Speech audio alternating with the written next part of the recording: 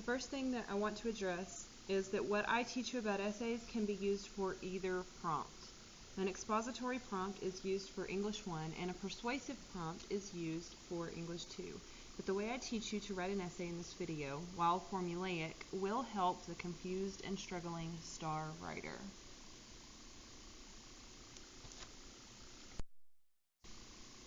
Okay, so the first thing we're going to look at is an expository prompt. I believe this one came from the 2016 Spring Star. And this expository prompt, this is actually the prompt right here. Write an essay explaining your definition of a true friendship.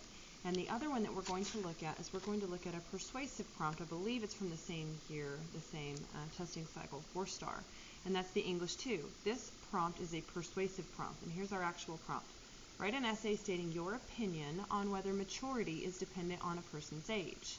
Okay, so what I'm going to teach you about these two essays is that you form your opinion on the topic. This is the topic, your definition of a true friendship. This is the topic.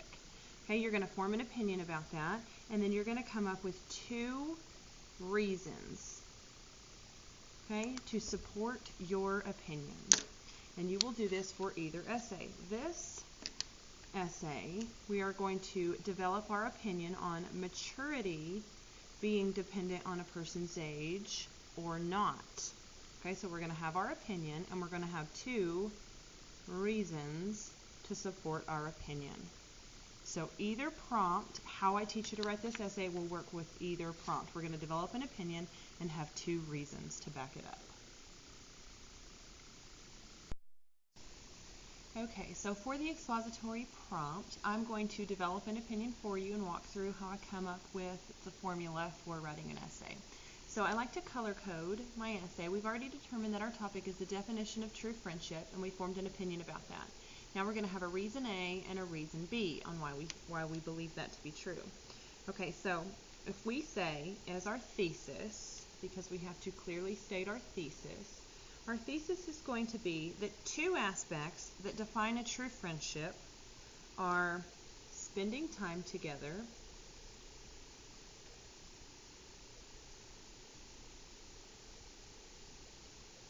and honesty. Okay, so throughout the essay that we're going to work on for the expository prompt, we are going to have our 2 reasons here. Our spending time together and our honesty. Our persuasive prompt, we've formed an opinion on that, and we're also going to color code it the same way with our 2 reasons to support our position.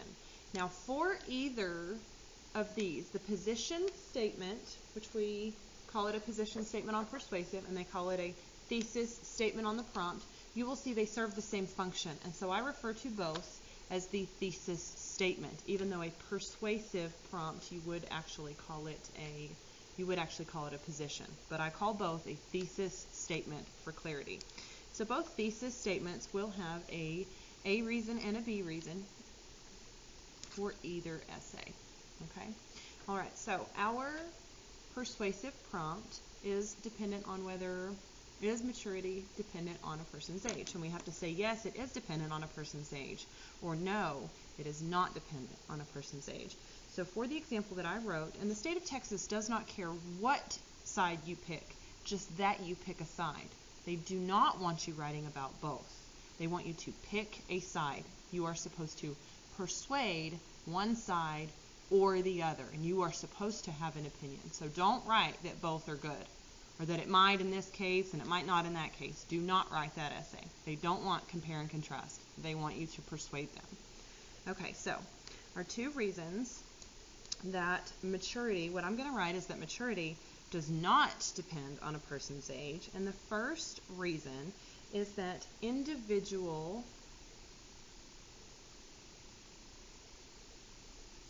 experiences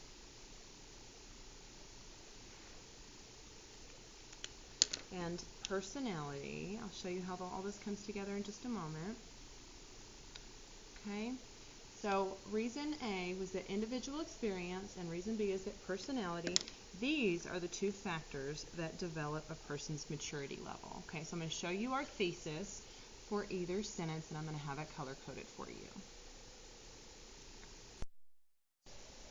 Okay, so now that we have our 2 reasons, spending time together and honesty, these are my 2 supporting aspects of defining a true friendship for a STAR English 1 expository prompt. So now I'm going to walk you through the thesis, and I'm going to keep these same colors to keep it color-coded.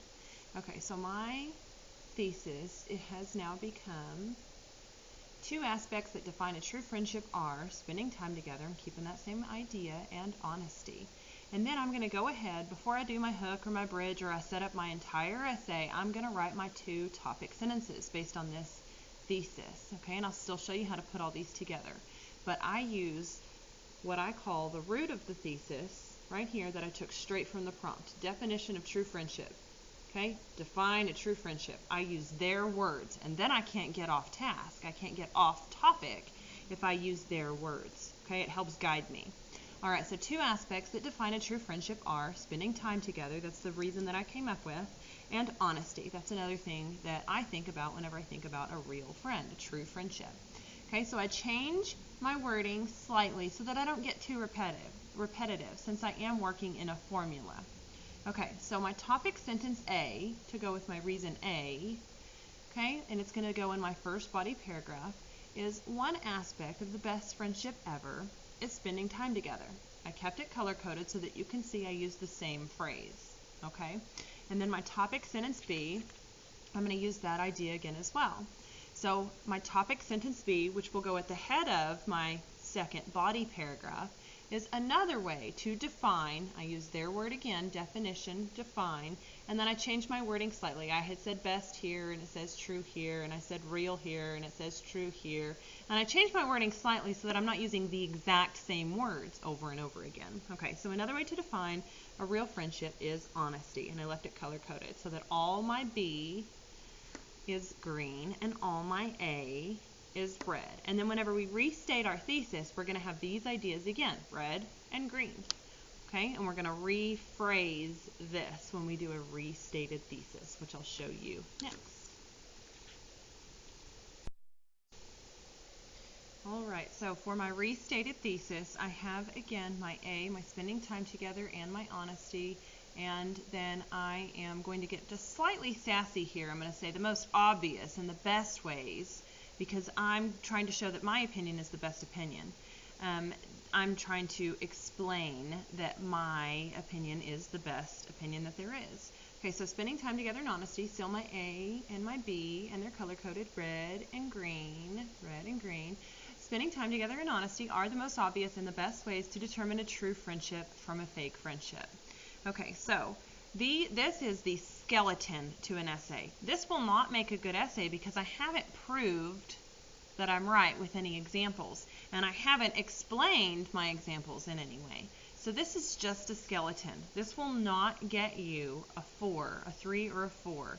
This might not even get you passing since it's, not even in paragraphs yet. It's only 4 sentences. Okay, so this is just the skeleton to an essay, and we're going to build on that a little bit further. Okay, next I'm going to show you the same outline and the same formula for the persuasive prompt, because we've just been working on the expository prompt for a minute.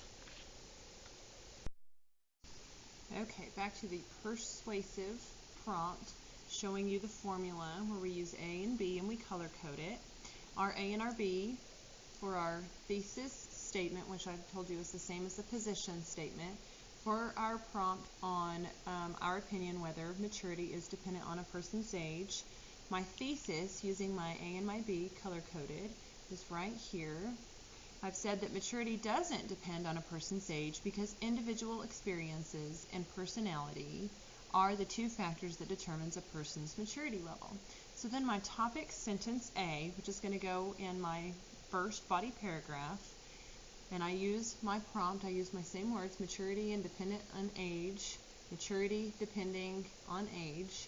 I said that it does not because we had to state our position on if it did or not. Said that it didn't. Okay, so my topic sentence A, that's going to go with my red, with my A, was about individual experience. So one reason that maturity does not depend on age is that individual experiences have more of an impact than age. Okay, and my topic sentence B, which will be the first sentence in my second body paragraph, is another reason age has no influence. Notice that I changed my wording slightly, but I'm still using the root of the thesis, age and determining maturity. Okay, so another reason age has no influence, which is the same point I've been making. It doesn't depend, it does not depend, it has no influence. Okay, so those are all saying the same idea, the same concept. I haven't switched. I haven't said that both are okay. Okay, so another reason age has no influence on maturity level is that the personality of many teens is far more responsible than adults. Okay, and then I flipped my order for my restated thesis for my conclusion. I did A and B, I used those first this time, and then I used the root of the thesis last this time. So that's one way that you can restate a thesis without getting incredibly repetitive. I did repeat my phrases, okay? I have repeated my phrases, so it is slightly formulaic. However, this is for struggling students and people who really need help on their essay, okay? So, all right, individual experiences and personality traits are the determining factors to maturity. It has zero to do with age. Notice that I'm still talking about maturity and I'm still talking about age, and I kept my same opinion that it does not depend on age. I kept that throughout, okay? So maturity has zero to do with age. Still states the same opinion that I've been saying throughout my essay. Again, this is a skeleton. This is not a full essay. Okay, we still have to build. We still have stuff to do. We still need support. We still need proper organization, which means paragraphs, okay, and indenting, all right? And we still have to go through and we have to edit for any grammar, mechanics, or spelling, because I could have made a mistake or two on this, okay? I could have made an error, and I got to check myself out, okay? Okay, so our next task, I'm going to show you how to put all of the A and the B and the thesis into an essay. I did change the prompt here, one that was already typed. I'm going to show you this. Okay, so now I have my thesis, where I've got my position, and then I've got my A reason and my B reason. Okay, in this one, I have a hook and I have a bridge. So here's my prompt. It's write an essay stating your position on whether teenagers deserve more praise from adults. So I have my hook here. Tide Pod Challenge, Pass Out Challenge. These notorious teenager games give hardworking and praiseworthy kids a bad name. Teenagers can change the world even if adults don't always give them the credit they deserve. So here's my position. Here's my thesis statement. Teens deserve more praise than adults give them. Your position on whether teenagers deserve more praise. Okay, they do deserve more praise. And here are my two reasons. Because A, many of them are doing adult jobs. And B, recognition could push them to accomplish more. Now notice these colors are just for y'all. Do not write the A and the B on your essay, on your paper. Don't write the A and the B. Okay, these are just for you to see how to do this. Okay, so my topic sentence A, it's got to keep this idea. Teenagers doing adult jobs. So one reason teens should get more praise than they do is that young people have adult responsibilities. As an example, I have named an example. Okay? Blaise Pascal studied geometry in secret as a child, doing more for the math world than many adults in his day. Pascal was a genius that created the first calculator, and his later philosophical premise, called Pascal's wager, were both instances in which a young man was responsible for so much more than just surviving a Tide Pod challenge. Notice how I brought my hook back in, saying that he is more than a notorious teenager game, okay? That he's better than that, okay? The wager, which will cost teens nothing to investigate, dealt with whether or not mortals should believe in a higher power. Pascal accomplished more in math and philosophy than many adults in his day, and he deserved the praise for those feats. So my topic sentence B, notice how I have it color-coded. It should have something to do with recognition pushing teenagers to accomplish more. Okay, another reason teens should be praised more, notice that I used it from my prompt, teenagers deserving praise and teenagers should be praised more, okay? And then here's my B reason. Recognition pushes people to accomplish more. Is that what I said here? Recognition could push them to accomplish more, okay? And this could not be truer for self-conscious teenagers. And here's my named example. Notice the capital letters on my named example. If I say if a student might be, that is not evidence. You have to name somebody who did it, okay? Named example. Okay. As an example, Emily Dickinson was an unknown poet while she was alive, but is now one of the world's most celebrated authors. She lived as a recluse and asked her sister to bury her unpublished poems because she thought they were nonsense. Her sister recognized her talent where the adults in her time did not. The poems were published, and now Emily Dickinson is famous even today. Had Emily Dickinson been praised, she could have accomplished even more work and had self-confidence and also received the recognition she deserved. Okay, so back to the A and the B. Obviously, teenagers do not receive enough praise, and they should get more. Teenagers with adult responsibilities, my A and my B are now at the start of my sentence. Teenagers with adult responsibilities and the fact that recognition and praise push people to achieve more are both reasons. And then here is from my prompt. Teenagers should receive more praise, and teenagers deserve more praise, okay? All right, so that is that essay. I have one more to go through with you with this same color coding. And I went with a car to give you kind of a picture of this. Kept my A as red and my B as green. Okay, so obviously this is kind of a silly idea, but I'm trying to make it as basic as I can for anybody still struggling with what we're going through. Okay, so here's my expository prompt with the same type of essay and a persuasive prompt with the same type of essay. Because as we talked about before, it doesn't matter which prompt you have. If you write an essay with an A and a B, either prompt, you can still do the same formula. Okay, so expository would be explaining the importance of cars. Persuasive would be stating your position on whether cars are better than trucks. So it doesn't matter what type of prompt you have. I'm still going to tell you about cars, and I'm going to give you an A and a B. Okay, and I'm going to color code them. So I chose the hood and the trunk just for my picture to be real pretty and to be color coded, okay? So here's my hook, honk honk. You'll notice that I use sounds again later. Okay, I'll bring that up whenever I get there. I use sounds here and I use sounds here. Okay, honk honk, whether the car is loud or it's quiet, most cars share the same common features. The most important aspects of any car on the road is the hood. This should be R. I just noticed a grammar issue. Okay, it should be R. Okay, the most important aspects of any car are the hood and the trunk. Okay, so here's my topic sentence A. One important feature of any car is its hood. A person poking around under the hood of a car can find some interesting things. For example, you'll notice that I didn't say if there is something in the hood, you might find something cool, because that's hypothetical. I'm going to actually name something. Okay, so for example, in the hood of some cars, one of the most efficient engines is a Hemi engine. I named it. Cars with Hemi engines lose less heat because they have less surface area to let heat escape. This is relevant because fuel burns more efficiently before it cools.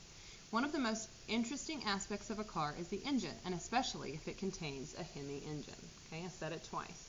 All right, one more thing about this. I don't really know anything about cars. This is just for y'all, so I looked up a Hemi engine. I could be wrong on some of those features, so you car experts don't come get me on this, because I was just looking something up to have an interesting essay. Okay, my topic sentence B, I'm going to go with my same idea here, still talking about cars, and I got my B. My B idea is trunks. Okay, trunks.